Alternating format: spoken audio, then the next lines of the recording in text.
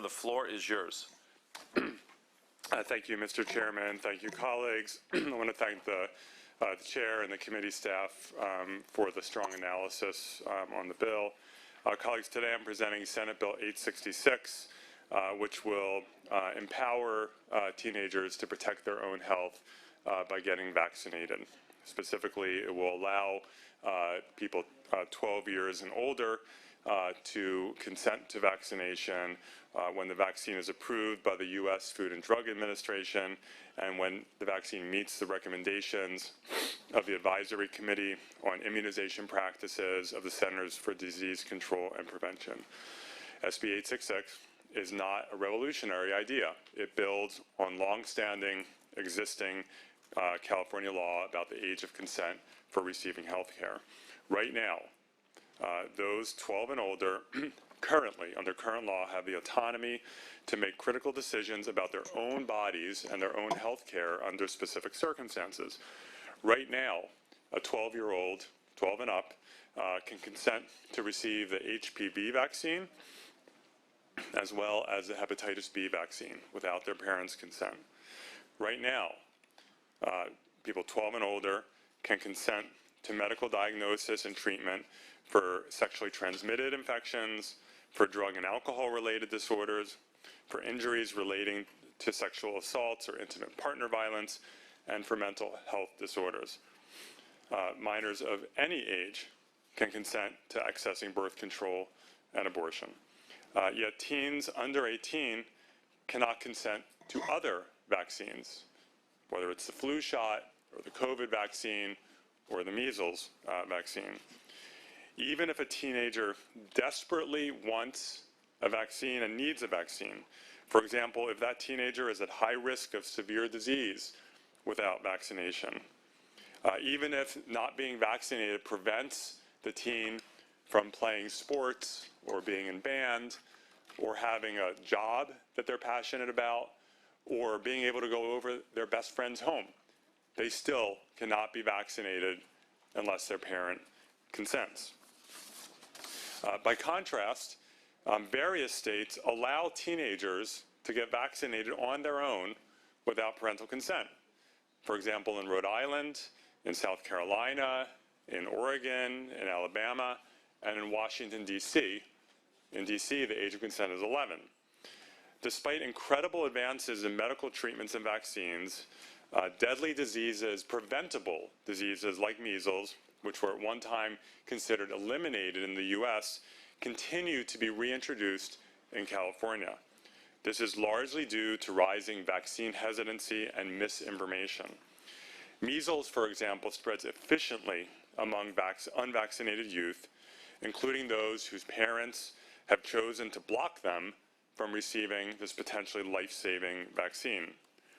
Vaccine misinformation and hesitancy has also led to tragic outcomes during the COVID-19 pandemic. But even in situations where parents don't have a problem with their kids getting vaccinated, and this bill is not just about a situation where a parent is against vaccines or refusing, we know that, unfortunately, medical neglect of children is real. There are far too many families where the parents are simply neglecting the medical care of their child. They're not against vaccines, they're just neglecting. Or situations where parents simply can't make the time to take their kids to be vaccinated. They're working multiple jobs. It's just not their highest priority compared to everything else they have going on in life. And so that kid may not get vaccinated, or there might be a delay of several months before they're vaccinated, which can have terrible consequences. We know that since March of 2020, California has experienced more than 8 million confirmed cases of COVID and almost 90,000 deaths. 90,000 Californians have died. Since data demonstrates that unvaccinated people are still almost 9 times more likely to die from COVID than people who receive their booster dose. Nearly 1 million California teenagers are unvaccinated for COVID. Having a large number of unvaccinated teens undermines public health and increases the risk of infection, hospitalization, and death for those kids but also for others around them. These low vaccination rates can have dire consequences.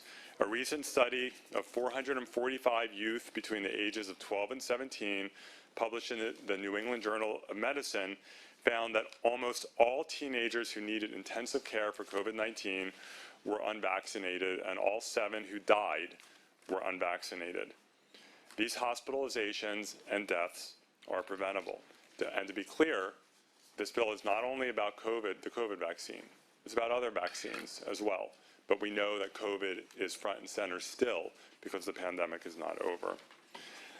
And while empirical evidence is still emerging regarding the impacts of COVID-19 related school closures on youth, most studies have found negative impacts of these closures on teens' mental health, academic achievement, and class-based academic disparities. And vaccination is one method of making sure that our schools do not close down. Empowering young people with the autonomy to receive life-saving vaccines, regardless of their parents' beliefs or work schedules, is essential to keeping students in school and for their physical and mental health. Colleagues, I respectfully ask for an aye vote on SB 866. With me today to testify are Ani Chaglassian, who is with Teens for Vaccines, Arin Parsa, the founder of Teens for Vaccines, George Soares, an advocate with the California Medical Association, and Dean Blumberg, an MD and UC Davis pediatrician and board member for the California Immunization Coalition. And we will also have people available if technical questions arise over the course of the hearing. Thank you. All right. If there are those witnesses that are present here in the hearing room, if they'd approach the microphone. If not, moderator, if you would queue up Anna Kailassian, Arin Parsa, George Soares, and Dr. Dean Blumberg. All right. They're all here. If you'd approach the microphone, I will, you've got 20 minutes in total in support. I will announce every 5-minute interval. All right, the floor is yours. Good morning. My name is Ani Chaglassian. I'm a public health advocate from Los Angeles, California, and an ambassador for Teens for Vaccines. 8% of Californians under 18, yet those under 18 make up 44% of the unvaccinated within our state. I'm honored to be here today to advocate on behalf of the over 1 million unvaccinated teens in CA who can't receive immunization due to barriers you can alleviate. I'm here to tell you why SB 866 will help over 1 million young people in CA have the power to make decisions about their body to get vaccinated and keep their community safe. I started my journey in vaccine advocacy after my mom refused to let me get vaccinated with the flu shot. When COVID broke out, I tirelessly urged my mother to let me get vaccinated, even creating slideshow presentations every week with new data showing the importance of this vaccine. Over time, I shared the slideshow with over 2,000 other youth who also had vaccine-hesitant parents.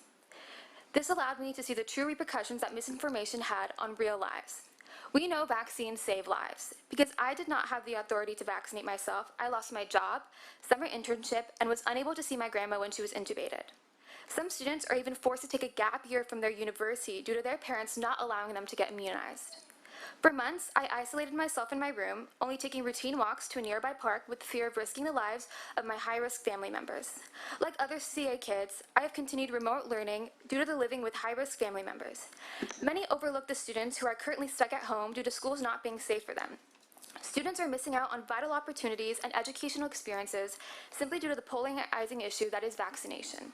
We must not let teenagers be oppressed any longer due to not being able to make the choice.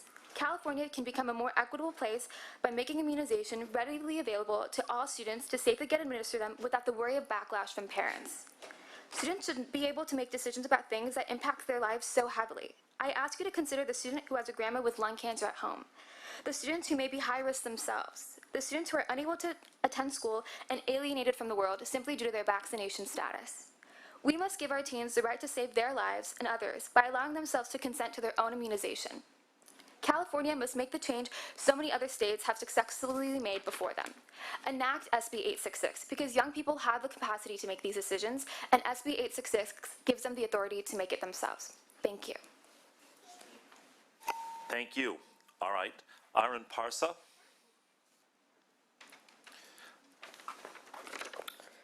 Sorry, I'm going to take this off. Sure. There we go. Good morning, esteemed members of the committee.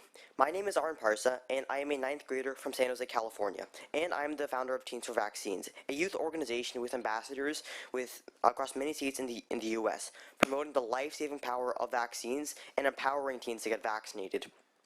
I am here today to voice my strong support for SB 866 so young people like me, 12 and older, can consent to vaccinations so we can live without the fear of deadly diseases taking away our futures. I founded Teens for Vaccines in 2019 during the height of the measles outbreaks of that year, when many distraught teens of vaccine-hesitant and anti-vax parents were going to Reddit and other social media platforms to know how to get vaccines to protect themselves.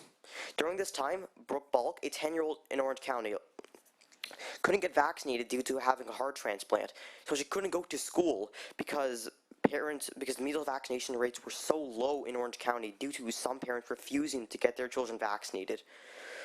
When reading of the story, it was shocking and gut-wrenching to me that children today face the same diseases that plagued us 50 and even 100 years ago. And ever since then, I have been tirelessly advocating for every child's right to get vaccinated against deadly diseases. With the COVID-19 pandemic ravaging our communities for over 2 years now, with unpredictable mutations of the virus and disinformation on social media swaying parents, the crisis faced by teens of vaccine-hesitant and anti-vax parents has only gotten worse. When teens can't protect themselves, they live in fear and isolation, worrying about catching the disease, missing school, infecting friends, vulnerable grandparents, or younger siblings. This is not only a public health issue, it is a severe mental health crisis for teens, one that we simply cannot afford to ignore any longer. COVID has also highlighted significant inequities. So many teens have parents who are working 2 jobs, and thus they can't get the necessary transportation to get vaccinated. Teens need easy access to vaccines, not only in schools, but also after-school activity centers and pharmacies. Every year, we lose so many healthy teens to flu and meningitis. HPV is a preventable cancer, but our rates here in California, especially in rural and low-income counties, are less than 20%, nowhere close to the 80% goal that we aspire for. COVID continues to threaten teen lives and futures. We cannot ignore these inequities anymore. It is time we take action. It is time we remove barriers for all teens to get life-saving vaccines and healthcare. Existing California policy already allows minors 12 and older to consent to preventative medical care in the form of vaccines for HPV and Hepatitis B. We must extend these rights to all immunizations. We have tremendous leadership here in California, and we have shown in the past that we can forge the path and set an example. It's time to pass SB 866, the Teens Choose Vaccines Act, so teens can live happy and healthy lives without the threat of disease. Let's do the right thing. Thank you. Thank you. All right.